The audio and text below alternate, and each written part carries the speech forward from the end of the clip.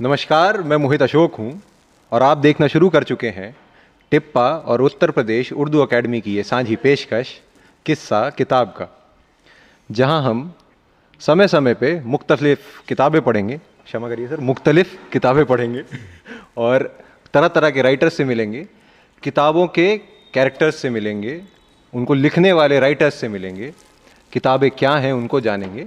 आज इसी कड़ी में मेरे हाथ में एक किताब है जिसका नाम है अल्लाह मियाँ का कारखाना और उसके लेखक मेरे सामने बैठे हैं मोहसिन खान साहब। सर स्वागत है आपका। ये अजीब चीज़ है ना कि हम उर्दू अकेडमी में बैठे हैं और आपका स्वागत मैं कर रहा हूँ। बहरहाल मोहसिन साहब का परिचय दूँ तो वो थोड़ा सा मुझे लगता है ज़्यादती होगी, क्योंकि मैं उस लायक नहीं हूँ। तो जो शब्दशाह परिचय साहब का किताब के पीछे छुपा है मैं उसे पहले पढ़ देता हूँ। मोहसिन खान, लेखक, कहानी संग्रह ख्वाब कहानी 1993 में प्रकाशित, उर्दू भाषा परिषद एवं उत्तर प्रदेश उर्दू अकेडमी द्वारा बच्चों के लिए नाटकों एवं कहानियों की 11 पुस्तकें प्रकाशित, नाट्य लेखन के लिए ऑल इंडिया रेडियो से 2 बार राष्ट्रीय पुरस्कार से सम्मानित, बाल साहित्यिक योगदान के लिए उत्तर प्रदेश उर्दू अकेडमी द्वारा सम्मानित, ख्वाब कहानी, कब्बा झूठ बोलता है और अंडा कैसे फूटा के लिए उत्तर प्रदेश उर्दू अकेडमी से सम्मानित, ख्याति प्राप्त उपन्यास अल्लाह मियाँ का कारखाना जो मेरे हाथ में है का देश एवं विदेश की विभिन्न भाषाओं में अनुवाद, जन्म स्थान मलिहाबाद, निवास लखनऊ। मैं सर से पहले बात करूं उससे पहले ये बता दूं कि ये काव्या पब्लिकेशंस ने ये किताब छापी है और इसकी टैगलाइन बड़ी बढ़िया है, मेकिंग ऑथर्स अ ब्रांड। 260 रुपये की ये किताब है और इसका जो कवर आर्ट है वो मैं सर से पीछे बात भी कर रहा था, वो भी बड़ा अच्छा है। जब पता चलेगा किसने बनाया तो उसका भी नाम लिया जाएगा। और हिंदी में जो इसका तर्जुमा किया है वो डॉक्टर सईद अहमद संदीलवी साहब ने किया है। तो सर कहाँ से ये किताब कहाँ से आ गई? पहली चीज़ तो यही सबसे बड़ा सवाल है कि आई कहाँ से? असल में वो जो आप देख रहे हैं उसका प्रकाशक का नोट, हाँ, तो शायद उससे थोड़ा सा कन्फ्यूजन हुआ है। ये असल में नावल का हिस्सा है। अच्छा। और ये पहले किसी पब्लिशर ने नहीं छापी थी। आमतौर पर लोग ये समझ रहे हैं, उर्दू में भी कई लोगों ने मुझसे पूछा पढ़ने के बाद कि ये जो शुरू में पेश लफ्ज़ जिसे कहते हैं, प्रकाशक प्रीफेस एक तरह से। हाँ, प्रीफेस। तो वो समझे कि शायद ये पांडुलिपि मुझे कहीं से मिल मिली गई और थी। आपने, हाँ, वो लगता ऐसा है उसको पढ़ने से। तो इस किताब की एक बहुत रोचक बात है कि ये किताब कब्रिस्तान से निकलती है और कब्रिस्तान पे आके इसका एक एक एक चैप्टर कह लें, वो चैप्टर कब्रिस्तान में गढ़ा गया है पूरा, और मौत और ज़िंदगी के बीच में कहीं जाके ये किताब ख़त्म हो जाती है। और इस किताब का जब आप प्रीफेस पढ़ेंगे जिसके बारे में सर बता रहे हैं तो मैं उसको थोड़ा सा और क्लियर कर दूं। तो इसमें लिखा है, शीर्षक में लिखी गई ये पांडुलिपि गोरकन मतलब कब्र खोदने वाला को किसी किशोरी की कब्र खोदते वक्त जूजादान मतलब बस्ते के साथ टीन के बक्से में रखी हुई मिली थी। तो इसलिए सवाल आता है कि ये किसके कब्र में ये किताब मिली और कैसे हुई। तो सर ये कहाँ से, मतलब बच्चों की किताब लिखते लिखते और बच्चे के ऊपर आपने किताब लिख दी इतनी बढ़िया? नहीं, पहले तो मैंने कहानियाँ ही लिखी बड़ों के लिए। हाँ और ख्वाब कहानी के नाम से एक मजमुआ भी मेरा आया जी। फिर ड्रामे भी मैंने लिखे और ड्रामे पे अवार्ड वगैरह भी मिले हैं, ऑल इंडिया रेडियो के नेशनल अवार्ड। जी। और मैंने ड्रामे और कहानियाँ बाद में भी बहुत सी लिखी जो मुख्तलिफ़ रिसालों में शाये हुई। लेकिन कहानियों का दूसरा मजमुआ नहीं आ सका, इसलिए कि जो कहानियाँ रसायल में, मैगज़ीन्स में छपी थी, अखबारात में छपी थी, वो सब हमने इधर उधर से जमा करके रखी हुई थी। बाद में वो कहीं ज़ाया हो गई, ख़त्म हो गई, नहीं मिल पाई। तो दूसरा मजमुआ मेरा नहीं आ सका। बच्चों के लिए मैं लिखता रहा क्योंकि बच्चों से एक तरह की उनसियत है और अच्छा लगता है। मैं छोटी छोटी हल्की फुल्की कहानियाँ लिखता रहा और किताबें छपी, एकेडमी ने भी छापी हैं और कौमी काउंसिल ने भी छापी हैं। तो ये उस ज़माने की बात है जब ये अभी लॉकडाउन का ज़माना था। तो उसी ज़माने में मुझे कुछ तकलीफ़ हो गई, बीमार हो गया था मैं। तो उठ नहीं पाता था, लेटा रहता था। तो किताबें खूब पढ़ डाली थी। अब किताबें पढ़ने को जी नहीं चाह रहा था, कहाँ तक पढ़ते, तो सोचा कुछ लिखा जाए। तो फिर वो एक आइडिया जहन में आया कि एक बच्चे की कहानी लिखें। पूरा खाका जहन में नहीं डेवलप हुआ था, तो हल्का एक धुंधला सा खाका था, वो लिखने में बैठ गया। 4-5 सफ़ात लिखे तो मैंने, अब समझ में नहीं आ रहा था कि आगे बढ़ाएं ना बढ़ाएं, और जहन में कोई क्लियर नहीं था कॉन्सेप्ट उसका आगे बढ़ाने। तो वाइफ को मैंने दिखाया, कहने लगी ये तो बड़ी अच्छी आप लिख रहे हैं, ज़बान अच्छी है और लग रहा है कि ये कहानी अच्छी होगी, नावल आप इसको डेवलप कीजिए। तो फिर होता ये था कि मैं दिन भर लिखता था और रात को बैठ के खाका जहन में बना लेता था लेट के। और जब आप सोने के लिए लेटते हैं तो खुराफात जहन में बहुत आती है ना और फिर वो अगर किसी चीज़ के बारे में सोच रहे हैं तो बार बार उसका ख्याल आता है। तो मुझे उसका ख्याल आता रहा, पॉइंट्स हम आते थे और मैं वो नोट कर लेता था कि आइंदा क्या लिखना है। तो इस तरह से रात को एक वो पॉइंट्स बना लेता था और दिन में मैं लिखा करता था। तो धीरे धीरे ये कहानी डेवलप हुई और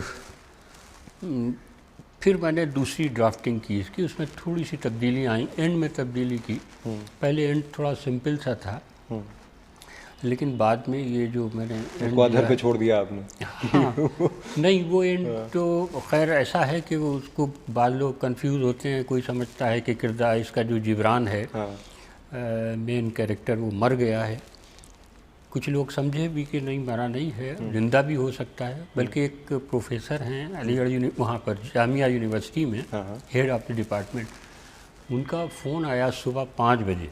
अच्छा। कहने लगे कि मुझे जानते नहीं थे, पहले नावल पढ़ा और तो उन्होंने फ़ोन किया 5 बजे, कहा मैंने रात भर नावल पढ़ा और सुबह फजर की नमाज़ पढ़ने के बाद मैंने दुआ मांगी जिब्रान के लिए कि वो सेहतमंद हो, अच्छा हो। कहने लगे वो इतना मुझे उसने अपील किया, इतना मुतासिर किया उस किरदार ने। तो मुझसे पूछा कि वो किरदार क्या ज़िंदा है? तो मैंने कहा हाँ वो किरदार है और वो कहीं भी हो सकता है, दुनिया के किसी कोने में भी हो सकता है। और उसका ख्वाब था कि फ़िल्म इंडस्ट्री में जाएंगे, मुमकिन है फिल्म इंडस्ट्री चला गया। सलमान खान का एक प्रकरण है। तो वो समझे कि वाकई जिब्रान कोई किरदार ऐसा था जिस पे मैंने कहानी लिखी और वो ज़िंदा था। उन्होंने फिर एक हमारे दोस्त से जिक्र किया, यार वो जिब्रान तो ज़िंदा है उनका किरदार। उन्होंने मुझे फ़ोन किया, मैं कहा वो मेरी बात समझ नहीं पाए, मैं दूसरी बात कहना चाहते थे। ऐसे जिब्रान तो पूरे दुनिया में टहल रहे हैं ना, जो हमारा किरदार है ऐसे किरदार तो आपको मोहल्लों में, गली में, हर जगह मिलेंगे, कई मुल्कों में मिल जाएंगे। तो कहने का मकसद मेरा ये था।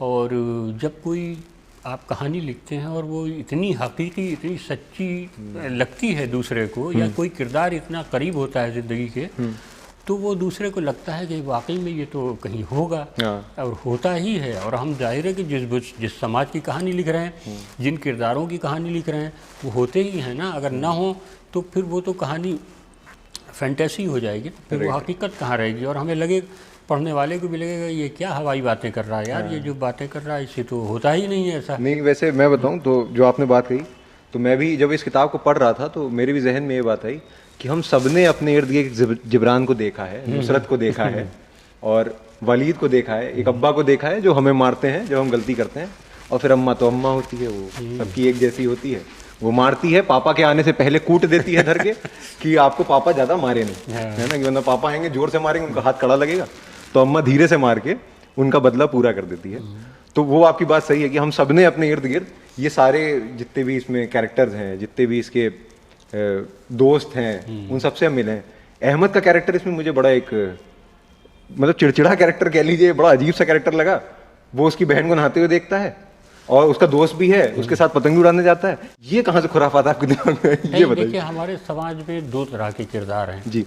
एक वो किरदार जो एक्सप्लॉइट होता है और वो जो एक्सप्लॉइट करता है।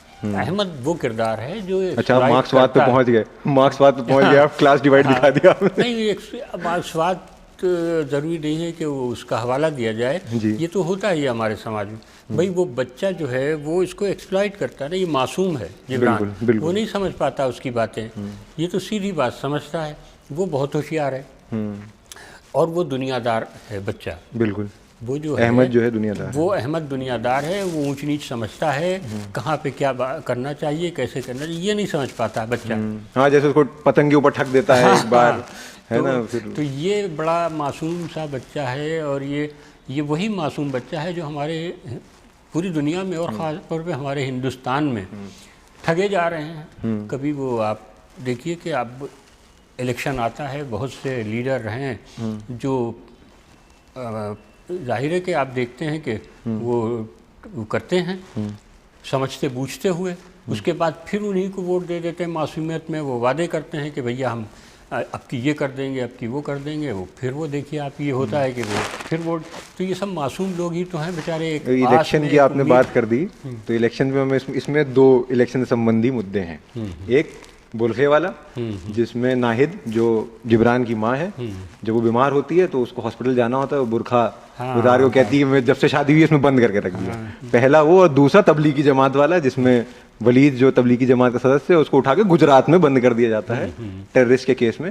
और उसमें भी आपने एक मतलब उसे क्लियरली ना उसको आपने बेगुनाह बताया है ना उसे गुनहगार बताया है, आपने वो वकालत पे और जजों पे छोड़ दिया है कि वो इसमें डिसाइड करेंगे वो गुनहगार है। तो ये जो पॉलिटिक्स वाला एंगल है सर, इसको थोड़ा देखिए। हमारे वहाँ एक कॉन्सेप्ट जो है, हाँ, अब वो दूसरे लोग एतराज़ भी कर सकते हैं मेरी इस बात पे। हाँ, मैं खुद इसका हामी नहीं हूँ कि औरत को ढक के बुर्का पहना के और उस तरह से रखा जाए।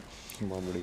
देखिए, औरत जो है वो बस इतना होना चाहिए कि वो उसकी जो सतह है, जो जिस्म है, वो छुपा रहे और वो मायूब यानी वो बुरा ना लगे जी। तो हमारे वहाँ जो ज़ाहिर है कि तमाम ख़वातीन हैं, ज़ाहिर है कि पढ़ी लिखी ख़वातीन हैं, जाती हैं, जॉब करती हैं और सब, अगर वो ज़ाहिर है कि इस तरह से अपने आप को ढक के छिपा के रखेंगे तो बहुत से मसाइल पैदा होंगे ना जी।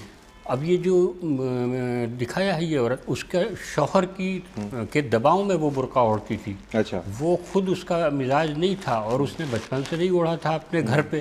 अब ये भी है कि एक लड़की अपने घर पे किस आज़ादी के साथ रहती है, फिर उसकी शादी होती है, वो चली जाती है उसमें ससुराल में, वहाँ की बंदिशें या वहाँ का बदला हुआ माहौल, तो उसमें एडजस्ट करना कितना मुश्किल होता है। जी जी। अब वो चूँकि जमात उसका था, तबलीगी जमात का था, तो वो तो जाहिर है कि उसको बुर्का उड़ाना था, लेकिन उसकी मजबूरी थी बुर्का उड़ाना, वो दिल से नहीं ओढ़ती थी।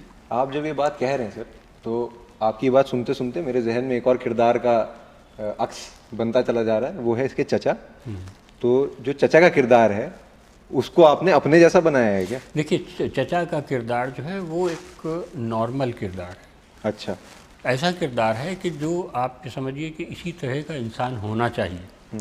हमारे उर्दू में बैलेंसिंग, मुतवाजिन, कि आप ना इधर एक्सट्रीमली घुस जाएं ना उधर बिल्कुल इतना हो जाए कि आपको कहा जाए कि आप रेडिकल हो गए। हाँ। तो वो ऐसा था ना, देखिए वो ऐसा शख्स था कि जो अपनी ज़ात से दूसरों को फ़ायदा पहुंचाना चाहता था। उसने अपने जो भतीजे थे, जब इस मुसीबत में आए तो उन्हें ले जाके घर पे रखा, उनकी परवरिश की, उनकी तालीम देना चाहता था, उन्हें अच्छी किताबें पढ़ा रहा था, भतीजी का ख्याल रखता था, और जो बातें करता था वो बड़ी माकूल और अच्छी बातें जो दुनियादारी से मुतालिक भी थीं, जो इल्म से मुतालिक थीं, जो आपको शऊर बख्शने वाली बातें थीं। हमें ऐसे ही लोग तो समाज में चाहिए, बिल्कुल, जो हमारे समाज को बना सकें, जो तालीम दे सकें, जो अच्छे रास्ते पर हमें चला सकें। तो वो उन्हीं किरदारों में से एक किरदार है जो हमारे नज़र में एक आइडियल किरदार है। चचे का किरदार मैं समझा दूं जो लोग देख रहे हैं इसे। जो इसका मुख्य किरदार है जिब्रान, उसके पिता को जेल हो जाती है, उसकी माँ इस गम में या फिर उसकी कोई पहले से बीमारियाँ चल रही होती हैं, दोनों के मिले जुले परामर्श के चलते वो उसका देहांत हो जाता है। और जब देहांत हो जाता है तो चचा जिब्रान को और उसकी बहन नुसरत को अपने साथ अपने घर ले जाते हैं। और वहाँ जो बच्चा सिर पे बोलते हैं सर, सिपरा कहते हैं, सिपारा जो धर्म ग्रंथ की उसमें पंक्तियाँ वगैरह रहती हैं और कुरान वगैरह पढ़ाता है जो बच्चा मदरसे में, उसको वो जो समाज की तालीम होती है वो देना शुरू करते हैं। अंग्रेज़ी पढ़ाते हैं, मैथमेटिक्स पढ़ाते हैं और ये सब पढ़ा के उसको आगे करते हैं। बहरहाल सर, एक चीज़ और इसमें है, इसमें शमीम हनफी जी का जिक्र है जो अब इस दुनिया में नहीं रहे, बहुत दुख की बात है। और उन्होंने एक इसमें आपका एक थोड़ा सा अपना लिखा है कि friction can replace history with the approach adopted by Mohsin Khan. इसका क्या किस्सा है? फिर से पढ़िए इसको। Friction can replace history with the approach adopted by Mohsin Khan. हाँ, असल में मामला ये है कि हमारे वहाँ जो फिक्शन है ना, हाँ, वो एक दौर जब वो आया था तरक्की पसंद का, हाँ, पसंदी का, तो वो आसान ज़बान में, सीधी सादी ज़बान में बातें कही जाती थी, मकसदी ज़्यादा होती थी। उसके बाद जदीदियत का दौर आया। सर हिंदी तर्जुमा ही बता दिए, सब मेरी तरह ढपोरशंक हैं। मॉडर्निज्म का दौर आया। तो उसमें जो मॉडर्न चीज़ें लिखी जा रही थी उसमें ख़याल के साथ साथ जो अल्फाज थे उनको उन्होंने थोड़ा सा भारी भरकम कर दिया। अच्छा। तो चीज़ें जो थी ना वो सिंबॉलिक चीज़ें लिखना और उस तरह से एब्स्ट्रैक्ट, और तो उसके लिए वो अल्फाज भी ऐसे इस्तेमाल करते थे जो ज़रा मुश्किल से समझ में आते थे। और वो अभी तक उसका असर हुआ कि जो नावल लिखे गए या कहानियाँ लिखी गईं उनमें भाषा का जो प्रयोग किया गया ज़बान का वो ज़रा गाढ़ा था। अच्छा। और ये नावल जो आया हमारा, ये बहुत आसान ज़बान में है, बच्चे की ज़बान लग रही है, बच्चे ने लिखा है नावल, ज़ाहिर है बच्चा ही लिख रहा है, बिल्कुल बयान कर रहा अपनी कहानी, तो वो वैसे ही ज़बान होना चाहिए।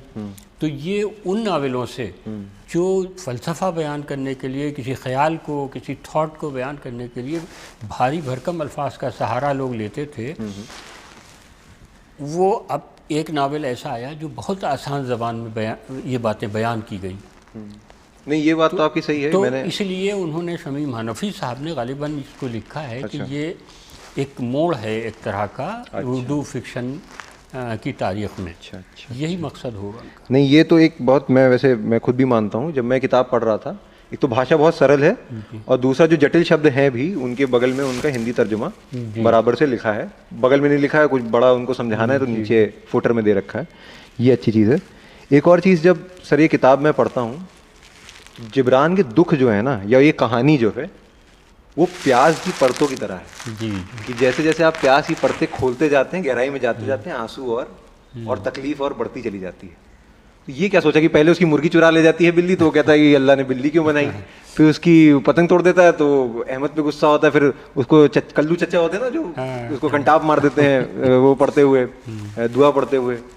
फिर बढ़ता ही चला, मतलब उसका दुख एस्केलेट होता चला जाता धीरे धीरे। और नुसरत एक इतनी समझदार बच्ची है। ये दो किरदार इतने कॉन्ट्रास्टिंग और इतने बढ़िया हैं अपनी अपनी जगह में, जैसे जिक्सो पजल होता है ना, एक दूसरे की उंगलियों के भेद को भर देते हैं। हाँ जी। तो ये कहाँ से उसको उठाया आपने, और इसका क्या मतलब दिमाग में क्या था कि इसको हमें इस तरह से लेके चलना चाहिए? ये जो प्याज की परतों वाली बात थी। हाँ, नहीं, ये तो कोशिश नहीं की जाती ना। आप जब कोई चीज़ लिखते हैं तो ये थोड़ी सोचते हैं कि हम उसको प्याज की परतों की तरह लपेटेंगे। वो तो अब आप जो कहानी बढ़ती जाती है, बस वो उसमें आपका कुछ तो आप जानबूझ के शऊरी तौर पर करते हैं, कुछ थोड़ा सा बग़ैर सोचे समझे या लाशऊरी तौर पर हो जाता है। अच्छा। जाहिर है कि जब आप कोई कहानी लिख रहे होते हैं तो उसी वक्त बहुत सी चीज़ें आती चली जाती हैं। तो एक बार आप लिखते हैं, फिर उस पर गौर करते हैं, और कहीं कहीं फिर वो बदलते भी हैं उसको। तो अब वो जाहिर है कि अगर कोई कहानी है तो मल्टी डायमेंशनल कहानी है तो उसमें जाहिर है परतें तो आएंगी ही। जी। या सपाट सी कहानी एक तरह की कहानी होती तो उसमें जाहिर है कि परतें ना होती। हाँ, यह है, इसमें दो फेजेस हैं। एक तो वही शुरू का है, हाँ, 100 पन्नों तक जो है, कि जिसमें वो बच्चे हैं, उनकी शरारतें हैं, हंसी मजाक है, और पढ़ने वाले को शायद लगता होगा कि हंसी आती होगी उनकी शरारतों पे। और बाद में वो शुरू हुआ जब उसकी माँ के इंतकाल के बाद, डेथ के बाद जो एक सिलसिला शुरू हुआ उसकी परेशानियों का, जाहिर है कि उसमें दुख का एहसास होता है। तो दो वो हैं कैफियतें हैं इंसान की। जब मैं पढ़ रहा था तो मैंने ये नहीं सोचा था कि माँ का देहांत हो जाएगा। यही अनएक्सपेक्टेड था एकदम। हाँ, यही तो दुनिया है ना, कि एक तरफ आपकी खुशियों की दुनिया है, खुशियों का जहान है, एक तरफ जाहिर है गमों का है, दुखों का है। तो वो है। अच्छा, फिर जाहिर है कि वो बच्चा तो उन चीज़ों को समझ नहीं पाता। जैसे आपने ये कहा कि वो अल्लाह मियाँ वो उसे समझ में नहीं आता है कि मुर्गी क्यों बना दी जब बिल्ली बनाई थी। तो हमारी खुद समझ में नहीं आता। ये बताइए कि हम देखते हैं जंगल में, आप देखिए कि हर बड़ा जानवर छोटे जानवर को खाए जा रहा है। कोई जानवर जो है आप देख लीजिए, इसी तरह हर बड़ा आदमी छोटे आदमी को खाया जा रहा है, पूरा एक सिलसिला शुरू हो गया। तो ये जो निज़ाम है, ये निज़ाम है क्यों, हमें नहीं समझ में आता भाई कि ये ऐसा निज़ाम क्यों है कि हर चीज़ जो है सर्वाइवल ऑफ द फिटेस्ट वाला। हाँ, अब वो कहा जाता है कि भाई अगर वो फिर सर्वाइव कैसे करे, शेर अगर बकरी को ना खा जाए तो फिर सर्वाइव कैसे करेगी। अरे भाई अल्लाह मियाँ ने बनाया था तो उसे भी घास खिलाने का वो बना दिया होता, घास ही खाता तो बकरी के लिए छोड़ दिया उसको दुनिया में। चलिए, आपने बकरी का जिक्र किया, इसमें बकरी भी है जो बाद में नुसरत और अम्मा की जगह ले लेती है। जैसे वो नुसरत से बात करता है, अपना दुख शेयर करता है, वैसे ही वो बकरी से बात करता है और अम्मा से ही बात करता है, फिर वो बकरी भी साथ छोड़ देती है। आखिरी सवाल सर, और इस पे मैं ख़त्म करूँ। अच्छा, इस पे एक और हम बात करेंगे। बताइए बताइए बताइए। कि हमने इंसानों के साथ इसमें जानवरों के दुख दर्द भी, हाँ, कितमिर भी है, बकरी भी है। देखिए जानवर भी हैं, परिंदे भी, कुत्ता भी है, बिल्ली भी है, मुर्गी भी है, बहुत से इसमें परिंदे और जानवर हैं। तो वो भेड़िए का भी जिक्र है, जहाँ पे वो हिंदू बच्चा है उससे जो डायलॉग्स होते हैं इसके। तो एक चीज़, गाय का भी जिक्र है, गाय का भी। लेकिन आपने देखा होगा कि हिंदू बच्चा और मुसलमान बच्चा, गाय और बकरी के डायलॉग्स उन दोनों में होते हैं, झगड़ा होता है, मारपीट भी होती है। बकरी मुसलमान हो जाती है, हिंदू गाय हो जाती है। फिर वही जिब्रान ये कहता है कि जब वो आ जाता था राम सेवक जंगल तो में, हमें डर नहीं लगता था। बिल्कुल। मतलब यह है कि इख्तलाफात अपनी जगह, हिंदू मुसलमान जो हैं लड़ेंगे भिड़ेंगे, लेकिन एक दूसरे की ज़रूरत भी है। ये चीज़ जो है उसमें हमने ये दिखाने की कोशिश की कि राम सेवक के दम से भेड़िए का डर चला जाता था। मैं जब छठी क्लास में था ना सर, तो मेरी एक टीचर थी, वो हिस्ट्री पढ़ाती थी, तो बड़ा डर लगता था। तो हिस्ट्री सिविक्स का एक चैप्टर था, वो कहती थी कि उसको पढ़ के आना। तो मुझे आज भी याद है, उसका पहला सेंटेंस था कि man is a social animal and can not live in isolation. तो जो आपने बात कही है, ये उसी से मैच करती है कि हम कितने ही एक दूसरे से लड़ लें, हमारे मुख्तलफात हों एक दूसरे से, पर हम एंड में जब तक एक दूसरे का साथ नहीं देंगे तब तक समाज और चीज़ें आगे नहीं बढ़ेंगी। आखिरी सवाल पे आता हूँ सर, जो लोग इसे देख रहे हैं, जो लोग राइटर बनना चाहते हैं, आपके जैसा लिखना चाहते हैं, उनके लिए आपकी क्या सलाह है? देखिए, राइटर बन नहीं सकता है ना। अच्छा। कि कोई बढ़ाई थोड़ी है कि वो सीख लिया तो काटने पीटने लगे, और मैकेनिज्म थोड़ी है। आप ये सीख नहीं सकते। लिखना जो है वो खुदादाद सलाहियत है, आपके अंदर पहले से मौजूद होती है। आप उसकी मशक करते हैं, बार बार लिखते हैं। और जो लोग लिखने, जाहिर है बहुत से लोगों में सलाहियत नहीं, अगर सब कोशिश से लिख सकते होते तो कोई बड़ा राइटर ही ना होता। सब बड़े होते और सब छोटे होते, एक जैसे होते सब, तो दो मुख्तलिफ क्यों होते? किसी में ज़्यादा सलाहियत होती, किसी में कम होती। जिसमें कम होती वो ज़्यादा से ज़्यादा ये कर सकता कि अच्छी किताबें पढ़ के और अपने आप को ज़्यादा बेहतर बनाने की कोशिश करे, लेकिन राइटर अच्छा बन नहीं सकता। बनने के लिए बना हुआ तो आता है वहाँ से। तो समझ गए, वो खांचा ही वो बन गया है, अल्लाह मियाँ ने बना के भेजा अपने कारखाने में। किसी कंपटीशन में इतने लोग जाते हैं, सब क्यों नहीं कंप्लीट कर देते? या एक्टिंग में बहुत से लोग आते हैं, चंद ही लोग अच्छे एक्टर क्यों होते हैं? तो ये चीज़ें तो खुदादाद होती हैं, ये सीखी नहीं जा सकती। सीखने से कुछ नहीं आता। आपकी जो ड्रामा सिखाने वाली वो है क्या, NSD से सैकड़ों लोग निकलते हैं। सब बड़े आर्टिस्ट क्यों नहीं बन जाते? सब अच्छी एक्टिंग क्यों नहीं करने लगते? चंद ही तो होते हैं। तो ये जो बेवकूफ़ी की बातें लोग करते हैं, बहुत से लोग, कि सीख लो तुम लिखना पढ़ना। अरे भाई, लिखना, नावल लिखना, कहानी लिखना, शायरी करना, ये सीखी थोड़ी जाती हैं चीज़ें। ये तो खुदादाद होती है। आप कोशिश करके बेहतर करने की कोशिश कीजिए। ज़्यादा से ज़्यादा आप ये है कि शेर कहना, आप जो वज़न होता है उसका वज़न सीख सकते हैं, अच्छे अल्फाज इस्तेमाल करना सीख सकते हैं। थॉट कहाँ से लाएंगे? वो बड़ा, बिल्कुल, वो बड़ी चीज़ें कहाँ से लाएंगे? वो स्टाइल कहाँ से लाएंगे जो अच्छे राइटर का होता है? तो ये सीखने वाली चीज़ तो खैर हमारी समझ में नहीं आती। हो सकता है कुछ लोग सीख लेते हो, मैंने सीखा नहीं है भाई लिखना। चलिए, बढ़िया है। और अल्लाह मियाँ के कारखाने में ऐसे खांचे भी हैं, आप उन्हें देखिए, किताब पढ़िए, किताब अच्छी है। मैं भी जब इस किताब को लेके बैठा था तो मुझे, मैं सच बताऊं, ज़्यादा उम्मीदें नहीं थी, क्योंकि मैं उपन्यास कम पढ़ता हूँ। मैं ज़्यादातर हिस्ट्री या करंट अफेयर्स की चीज़ें ज़्यादा प्रेफर करता हूँ। पर जब मैंने पढ़ा तो यकीन मानिए कि कई कई जगह ऐसी थी कि आंसू नहीं रुके। और एक बात ध्यान रखिएगा, किताबें पढ़िए, किताबें पढ़ना अच्छी बात है, क्योंकि अच्छे लोग मरने के बाद अपनी लाइब्रेरी में अच्छी किताबें छोड़ जाते हैं। ये इनके चाचा का एक डायलॉग है जो इस किताब में है, किताबें पढ़िए ताकि मरने के बाद अच्छी किताबें छोड़ जाएं। मैं मोहित अशोक हूँ और ये है टिप्पा। हमारे चैनल को यूट्यूब पे सब्सक्राइब करिए, उर्दू अकेडमी का चैनल है यूट्यूब पे, उसको भी सब्सक्राइब करिए। अगर आप हमें फेसबुक पे देख रहे हैं तो फेसबुक पे लाइक करिए। अन्य सारे सोशल मीडिया अकाउंट्स आपको डिस्क्रिप्शन में मिल जाएंगे। नमस्कार।